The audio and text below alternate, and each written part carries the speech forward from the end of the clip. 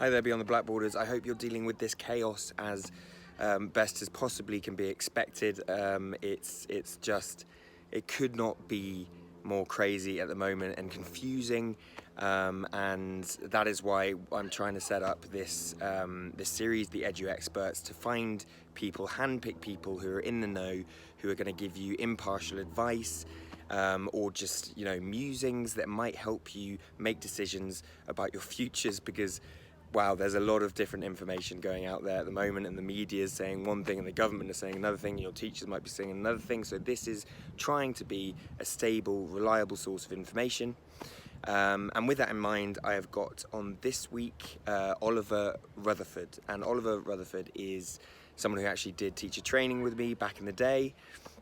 And since then, he's worked for the Department of Education. He's started up social enterprises, and most importantly for this conversation, he's worked really closely with universities as a consultant, and he has an inside scoop about the inner workings of how universities think and work, essentially. So this episode really is based mostly for anyone applying to university. Maybe you are considering going into clearing, maybe you're waiting for your new grade to come in from your SAG, and you're wondering what to do. Should you take a gap year? Should you seize the opportunity and get your university applications? Ollie is the guy in the know, and we are going to pick his brain today if you're in this situation. So the things we're talking about in this video is essentially your options, giving you a clearer picture of what your options are, whether that's accepting a university offer, waiting until next year and perhaps taking a gap year. If you're going to take a gap year, what could you do on that gap year to make it beneficial and fruitful? What are the perceptions of taking a gap year? All this good stuff and much more. Also, to go along with this interview, there's some really useful resources that I'm going to put in the description below of this video that Oliver and his team at Unirise have made, one of which is a WTF guide to universities, which is an impartial guide to all of the main universities in the UK, so you can make more of an informed decision when you are looking at applications in universities. And also, as part of that, there is a really great gap year guide, which has a load of great ideas that you could do on a gap year if you were thinking of taking one. If you'd like to stay updated for more Edu-Expert videos, then please do subscribe to the channel. It's about a half-an-hour conversation we have with Ollie, so I'd recommend watching all of it, but I've put the timeline of certain topics as well at the bottom, so you can skip to bits that might be more relevant to you as well. And any comments or any questions you have for Oliver, please do comment them below, and I will pass them on and gladly get you an answer. All right, without further ado, I'd like to introduce Oliver.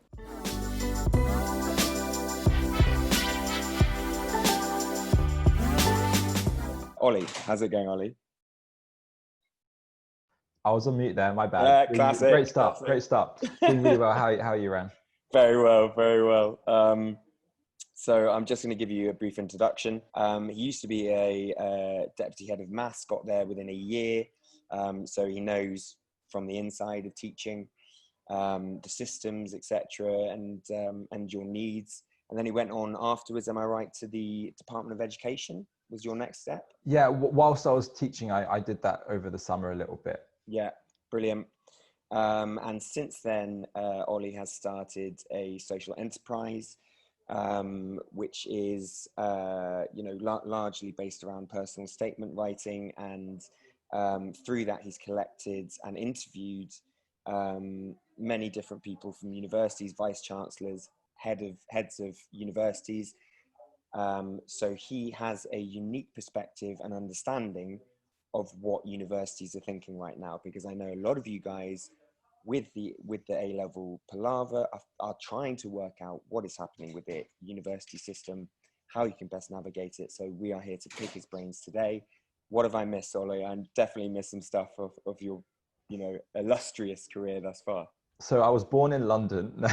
Yeah. That's about it. Yeah. I don't want to make this too much about me. I suppose the last 2 years I've been working closely with universities in both the UK and the US, and working with kind of senior leaders. So I feel like I've got a good sense of where their minds are at. And I've also been a teacher and recently co-founded Unirise with my friend Andrew, where our aim is to allow every student to get into their dream university and provide top quality personal statement advice courses and 24/7 support to allow them to write the best personal statement so they can go to the best university for them, and kind of giving particularly students from comprehensive school backgrounds an edge that they haven't had as opposed to other students. So that's what I'm doing now. But obviously this is a very interesting time with all of this fiasco with the government algorithms and the grades. So would love to kind of share some insights that I've been seeing, both speaking to universities, but also the hundreds of students who've been in contact with me through our platform Unirise, that me and my team are supporting navigate through this scary and ambiguous and kind of crazy process. Yeah. So let's talk firstly clearing. What is your, I'm just going to ask a very open question. What's your take on clearing? What can you tell us about it? Yeah. Great place to start given the current situation. I think firstly, just for some context, 280,000 students in the last couple of days have seen their grades fall by at least one grade because of this new algorithm, which is almost 40% of students in the whole country. So what we're seeing is clearing has become a very, very troubling time for many people, and universities are calling students aren't quite sure what to do with clearing. So clearing this year is quite different to clearing in previous years. What I'm going to talk about is the experience that I've had both speaking to universities and getting it from their perspective, but also the hundreds of students who've contacted us at unirise.co.uk and our team of kind of expert UCAS advisors. And the common thing that keeps on coming up is that universities universities that students haven't really applied to have been contacting them saying, okay, well, you didn't get into this university, but why don't you try and study international relations here instead? Which is really, really exciting, but they might not be universities that the students want to go to. And what they've been doing is giving times, so you have to respond within 10 hours or within 20 hours.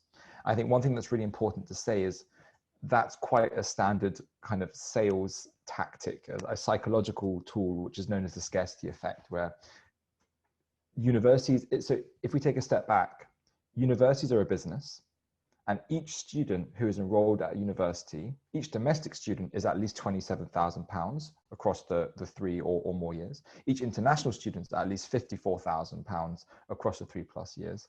And that's not even including all the merchandise you're going to buy and all of the accommodations and the food at the university. And then once you graduate, they're going to ask you to give your money to the university as well. So potentially each student is anywhere between a £50,000 and £100,000 investment for university. So what essentially I'm trying to say is, from a university's perspective, they really want students to go to their course because that's a lot of money that they can put to good use in their research and innovation and student experience. With that in mind, I think it's important for students to be not suspicious, but somewhat skeptical about these kind of very quick offers. If you let us know within 5 hours, we'll get it confirmed. Because speaking to universities, it's quite rare that actually they have to make that decision in 5 hours or 10 hours or 12 hours. The clearing process has another couple of weeks still left, and they're just doing the best that they can to make it as quick as possible so they fill their numbers and reach their targets. So what myself and my team have been advising students is actually just taking a pause, particularly if you're not sure about the university, what the course is like, if you want to study that course, what you feel about the location of that university, and saying, actually, I'm waiting for a couple of other university offers. They said that they'll get it back to me in about 4 days. Please can I let you know them? And in the vast majority of cases when students that we've helped have done that, the university's admissions folks have said, okay, sure, we'll give you a couple of days. And at least that 3 or 4 days gives you time to compare, okay, what do I actually want to study? What are the universities like? Which one's better for my subject? And then as a student, you can then do your research, go on these websites, look at how the courses are structured. Do they have a year abroad? Do they not have a year abroad? What's the focus of this university compared to another university? Maybe could I get in contact with a student who's studied a particular subject at that university to get first-hand experience of what it's like? What we're also doing at Unirise is any students who have any questions and help, we've asked our UCAS experts to basically go all in helping these students. So if you do go to Unirise, www.unirise.co.uk, UNIRISE, and then click on the little button on the bottom right of the screen, you can just say, hi, my name is Ran and I'm stuck. These are my options. And our team will typically get back to you within 2 hours so that we can help you with that one-to-one support as much as you need to make the right decision for yourself.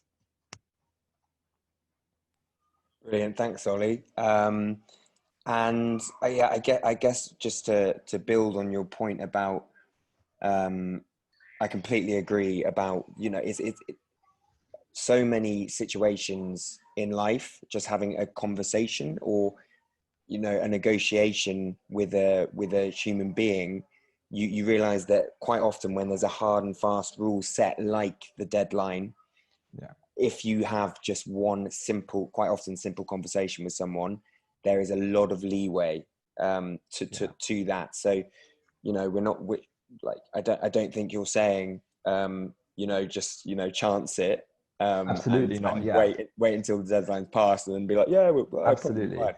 Yeah, just have Yeah, a conversation. And yeah, I think this is not just for clearing, for every, like, because the situation right now is so fluid, and institutions don't know what don't really know what they're doing right now. A conversation with a human being, a negotiation, is the first port of call for any advice, whether that's with like a school or, you know, a job or whoever it is. Have a negotiation. If there's like a set rule, talk about it, see what middle ground can be met.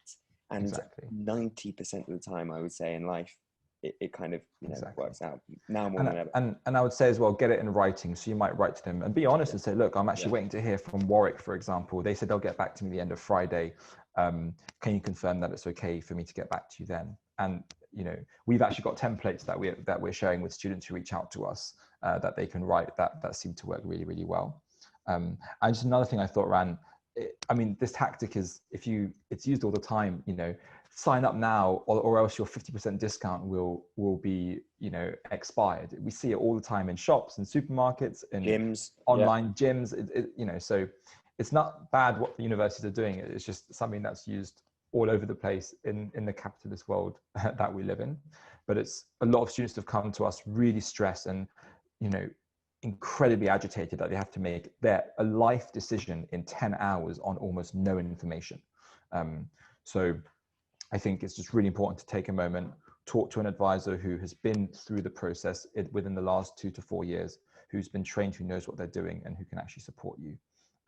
We're also creating these university guides that will be should be ready when the video is up, hopefully, where no matter what subject you're studying, you can click on it from our website and it will give you kind of interviews with students and information about that course so that you can make an informed decision, not just based on ranking tables and things like that, or what your cousin told you about a particular subject or university, but based on both, you know, quantitative and qualitative information, which is what you need to make such an important decision. Next up, gap years. So obviously that's one of the options that students have at the moment. They can go, you know, best case scenario, they get accepted in their, you know, uni of dreams. Then they've got clearing. Then they've got the potential of taking a gap year. What are your thoughts on that? Yeah. Yeah, I suppose for some context, I think when the students are talking to the Unirise team, at first it's what decision should I make? And then it's, okay, actually, if I don't want to study this subject at this university, should I do it or should I take a gap year? And that's coming up a lot. And, you know, normally it's a difficult decision, but particularly now it's a really hard one. I think the first thing is to look at the facts. So lots of students, when even the notion of a gap year is suggested, they say, oh, you know, universities don't like gap years. It looks bad. It makes you look like you don't know what you want to do. And that is categorically false. And I really want that to get out there, that universities do not mind. If you go to King's College Cambridge's website, they say, and I quote, gap year is entirely your decision. We do not mind whether you take a gap year or not. I think about 25% of students at uni have taken a gap year. And particularly in Asian countries and in Scandinavia, gap years are more the norm than anything else. So the first thing is that gap years are not seen as a bad thing. I think the key thing about a gap year is, what do you do with that gap year? So if you do spend a gap year and you're watching Netflix for the whole year, that's definitely not a good way to use a year of your time before going to university. But if you use that gap year to think, okay, I've got a year of my life, I'm so young, I can travel, I can learn to budget and organize my time, I can maybe learn a new language, I can go, I can work and I can teach English and earn some money and learn new skills. then that's a really effective way to spend your time. And again, I wouldn't want to say to students watching this, oh, you should do a gap year or you shouldn't do a gap year. Again, it's a case-by-case basis. It depends on how happy you are with the offer from the university, how happy you are with the subject, and what you would do with that gap year. They're the kind of three main variables. So again, I feel like I'm plugging it a lot now, but if you talk to our advisors, they will really help you break down kind of different scenarios. Let's say you do take a gap year. What does that look like? How beneficial is that for you? And kind of planning a couple of years ahead, whether that's a good idea or not. What if you don't take a gap year? Let's help you really understand what your time at this university would look like. Do you actually want to study there, or are you just doing it for convenience because you've been given a 12-hour deadline? So I think that one-to-one, like you were saying, negotiation and scenario planning is really, really useful.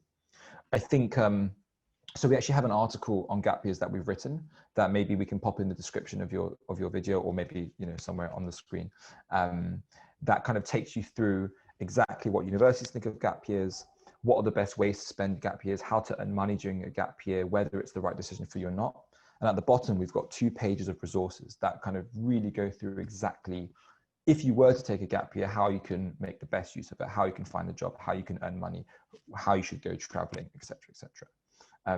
There are so many ways to do that. I think a lot of students say, I don't know how to earn money. If you've passed your GCSE maths, often you can tutor GCSE maths to people, at least for foundation. And students can earn anywhere between 10 and 40 pounds an hour doing that. You probably speak English if you're applying to UK universities. So getting a TEFL qualification and teaching English, again, is a really effective way of earning money. I've had about 7 or 8 students who took gap years just to learn stuff. They wanted to learn how to code, how to design websites. One of my students is now going to be starting university in this year, and she makes £1,000 a week just web designing for one client a week, because she just went on YouTube for free, learned how to design websites. It's actually not that hard. And so she's now not going to get any grants or loans because she can pay for herself. Again, these are just particular success stories, but I think if you're going to take a gap year, you have to have a real concrete plan about how that's going to benefit you. Absolutely. And just, yeah, exactly. To echo your thoughts, just drawing from, you know, I think I'm 28. I assume you're roughly, no, you're potentially a bit younger. Yeah, 26. 26 and a half. 26 and a half. And it's interesting looking back on how I viewed careers and success, or, you know, gap years, and feeling like I needed to keep up with the trend, like keep up with the treadmill of my friends, or feeling like time out was a negative thing. And honestly, when I look back on the times out I've had 6-month travel experiences. I didn't do the classic gap year, but I did, longer stints where I've, traveled, learned new skills and things. And those are the most enriching times of my life, without Absolutely. them,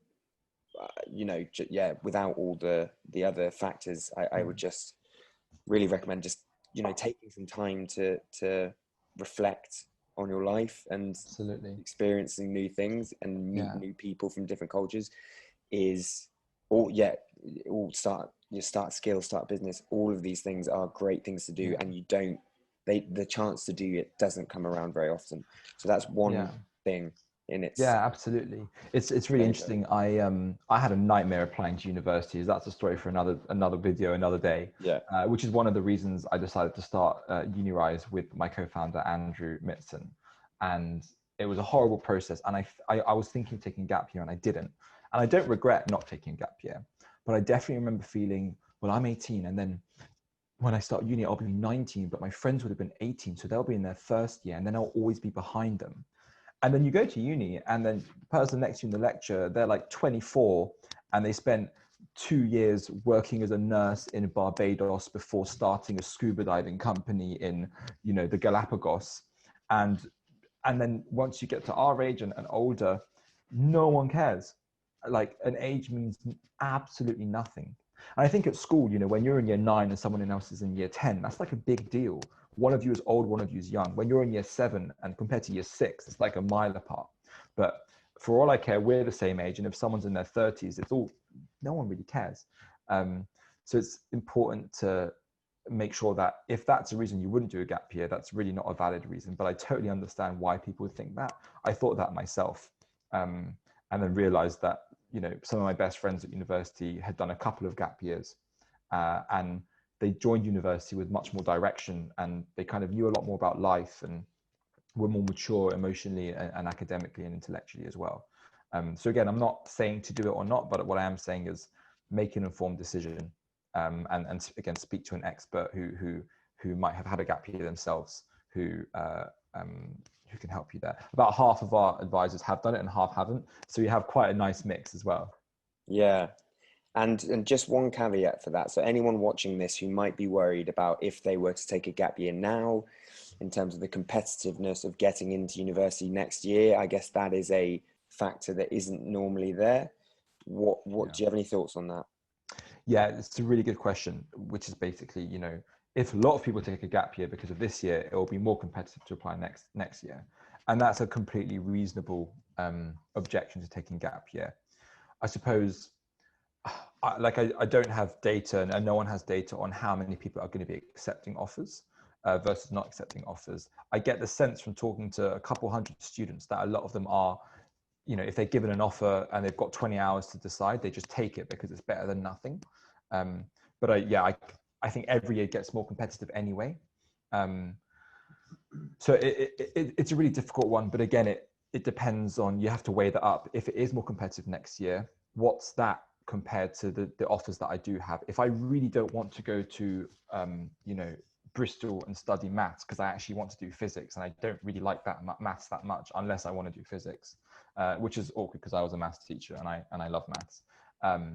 Then maybe it for you it's worth that extra competitor. And then if you want to outshine your competitors, and this is a shameless plug, but we do have a personal statement course that takes students all the way from I don't even know who I am and what I want to do to how do you craft that perfect personal statement, because a lot of advice that you get from teachers and things isn't actually consistent with what university admissions tutors are saying. So there are ways that you can make your application as competitive as possible, even if there is more competition. But yeah, I'd hesitate to be sure whether there's going to be more or less competition, but it's definitely a factor worth bearing in mind. Fantastic, Ollie. Well, I am, by the way, all of the links that Ollie has been talking about throughout this conversation are going to be in the description below. So for Unirise and for the gap year guide. The gap year guide, exactly. And also the WTF. Yeah, WTF guide as well. Yeah. We'll put it all down there. Yeah, awesome. Are there any final things that you think would be useful for the listeners right now? Any words? Yeah, I think there's one other thing I'd say. So I spoke about how universities are a business and you are the consumer.